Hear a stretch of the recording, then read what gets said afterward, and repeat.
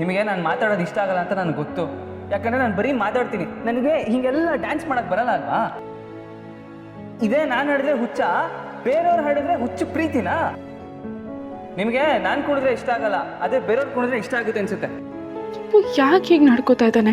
ಇಷ್ಟು ದಿನ ನಮ್ಮಿಬ್ರ ಮಧ್ಯೆ ಏನೇ ಜಗಳಗಳಾದ್ರು, ಏನೇ ಮನಸ್ತಾಪಗಳಾದ್ರು ಅದೆಲ್ಲ ತಮಾಷೆ ಆಗಿರ್ತಾ ಇತ್ತು. ಹಿಂಗೆ ಬಂದು ಹಿಂಗೆ ಹೋಗ್ಬಿಡ್ತಾ ಇತ್ತು. ಆದರೆ ಈಗ ಸುಬ್ಬು ನಿಜವಾಗ್ಲೂ ನನಗೆ ಹರ್ಟ್ ಆಗೋ ಥರ ನಡ್ಕೋತಾ ಇದ್ದಾನೆ. ನನಗೆ ಬೇಜಾರಾಗೋ ಥರ ಮಾತಾಡ್ತಾ ಇದ್ದಾನೆ.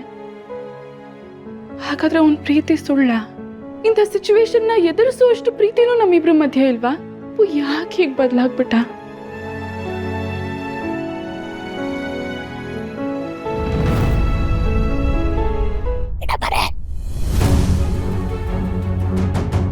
ಯಾಕೆ ಮೇಡಮ್ ಅವರೇ, ನಿಮ್ಮ ಮುಖ ಇಷ್ಟೊಂದು ಬಾಡೋಗ್ಬಿಟ್ಟಿದೆ? ಮತ್ತೆ ಈ ಮುಖದಲ್ಲಿ ನಗು ಮೂಡೋದೇ ಇಲ್ವೇನೋ ಅನ್ನೋ ಥರ ಇದೆ.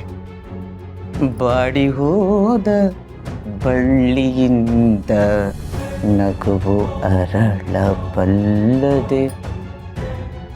ಮೇಡಮ್ ಅವರೇ, ನೀವು ನೋಡ್ತಿದ್ರೆ ಅಯ್ಯೋ ಪಾಪ ಅಂತ ಅನ್ಸುತ್ತೆ. ಹೌದು, ನನ್ನ ಗಂಡ ಎಲ್ಲರಂತೆ ಅಲ್ಲ ಅಂತ ಹೇಳ್ತಿದ್ರಿ.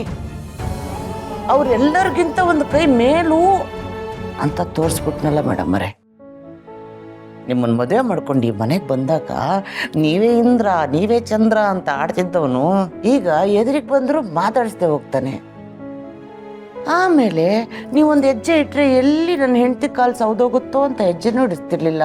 ನೀವು ಕಾಫಿ ಲೋಟ ಇಟ್ಟರೆ ಅಯ್ಯೋ ಬೇಡ ಬೇಡ ಅಂತ ಅದನ್ನು ತಾನೇ ತಂದು ಕೊಡೋನು. ಆಮೇಲೆ ಹಶ್ವು ಅಂತ ಅನ್ನಕ್ಕೆ ಮುಂಚೆ ತಟ್ಟೆಯಲ್ಲಿ ಅನ್ನ ಕಲಿಸ್ಬಿಟ್ಟು ತುತ್ತು ಮಾಡಿ ತಿನ್ನಿಸ್ತಿದ್ನಲ್ಲ ಮೇಡಮ್ ಅವರೇ. ಆದರೆ ಈಗ ನಿಮ್ಮ ಎದುರಿಗೆ ನಿಂತ್ಕೊಂಡು ಜಗಳ ಮಾಡೋಗ್ತಾನೆ ಅಂದರೆ ಏನರ್ಥ? ಅಂದರೆ ಈಗ ಹುಡುಗರು ಇದ್ದಾರಲ್ಲ ಮೇಡಮ್ರೆ, ಅವರೆಲ್ಲ ಹಿಂಗೇನೆ ಸಿಕ್ಕಾಕೊಳ್ತೀವಿ ಅಂತ ಗೊತ್ತಾದ ತಕ್ಷಣ ಸಿಕ್ಕಾಬಟ್ಟೆ ಕಿರ್ಚಾಡ್ಬಿಡ್ತಾರೆ. ಸುಬ್ಬು ಹೀಗೆಲ್ಲ ಮಾಡ್ತಾನೆ ಅಂತ ನಾನು ಅನ್ಕೊಂಡಿರ್ಲಿಲ್ಲ ಕಾಂತಮ್ಮ ಅವ್ರೆ. ಹೌದು ಮೇಡಮ್ ಅವರೇ, ಅದು ಮದುವೆ ಆಗೋ ತನಕ ಹುಡುಗಿ ಸಿಗ್ತಾಳೋ ಇಲ್ವೋ ಅನ್ನೋ ಗೊಂದಲದಲ್ಲಿರ್ತಾರೆ. ಒಂದ್ಸರಿ ಮದುವೆ ಆಗ್ಬಿಡುತ್ತೆ ನೋಡಿ, ಅಯ್ಯ ಬಿಡು ಮದುವೆ ಆಗಿದ್ದೀನಲ್ಲ ಮನೆಗೆ ಇರ್ತಾಳೆ ಎಲ್ಲಿ ಹೋಗ್ತಾಳೆ ಅನ್ನೋ ದುರಹಂಕಾರ ಬಂದ್ಬಿಡುತ್ತೆ. ಪಾಪ ನಿಮ್ಗೆ ಈ ವಿಷಯ ಎಲ್ಲ ಗೊತ್ತಾಗಬಾರ್ದಾಗಿತ್ತು. ಇಷ್ಟೆಲ್ಲ ಗೊತ್ತಾದ್ಮೇಲೆ ಮನಸ್ಸು ಹೊಡೆದೋಗಿದೆಯೇನೋ ಅನಿಸ್ತಾ ಇದೆ. ಮೇಡಮನೇ, ಅಲ್ಲ ಆ ಫೋನಲ್ಲಿ ಅಷ್ಟೊಂದು ಹುಡುಗಿಯರ ನಂಬರು, ಈ ಶ್ರೀವಲ್ಲಿ ಮೆಸೇಜು, ಆ ಮೆಸೇಜಿಗೆ ಕಾರ್ತಿಕೇಯ ಉತ್ತರ ಬೇರೆ ಕೊಟ್ಟಿದ್ದಾರಲ್ಲ ಮೇಡಮ್ ಅವರೇ. ಎಲ್ಲವೂ ಚೆನ್ನಾಗಿಯೇ ಇತ್ತು. ಒಳ್ಳೆಯ ಗಂಡ, ಒಳ್ಳೆ ಮಾವ, ಒಳ್ಳೆ ಅತ್ತೆ, ಒಳ್ಳೆ ನಾದಿನಿ. ಈ ಮೊಬೈಲ್ ಎಕ್ಸ್ಚೇಂಜ್ ಮಾಡಿ ಎಲ್ಲವೂ ಹಾಳಾಗಿ ಹೋಯಿತು. ಕಾಂತಮ್ಮ ಮೇಡಮ್ ಅವರೇ, ಅಪ್ಪಿತಪ್ಪಿನೂ ಈ ವಿಷಯನ ಇಷ್ಟಕ್ಕೆ ಬಿಡಬೇಡಿ. ಈ ವಿಷಯ ಇಷ್ಟಕ್ಕೆ ಬಿಟ್ರಿ ಅಂದರೆ ನೀವು ಕಾರ್ತಿಕೇಯನನ್ನೇ ಬಿಟ್ಟುಕೊಟ್ಟ ಹಾಗೆ. ಯಾಕೆ ಅಂದರೆ ಈಗಾಗಲೇ ಕಾರ್ತಿಕೇಯ ನಿಮ್ಮಿಂದ ಬಹಳ ದೂರ ಹೋಗಿದ್ದಾನೆ. ಇನ್ನೂ ದೂರ ಹೋಗಕ್ಕೆ ಬಿಡಬೇಡಿ.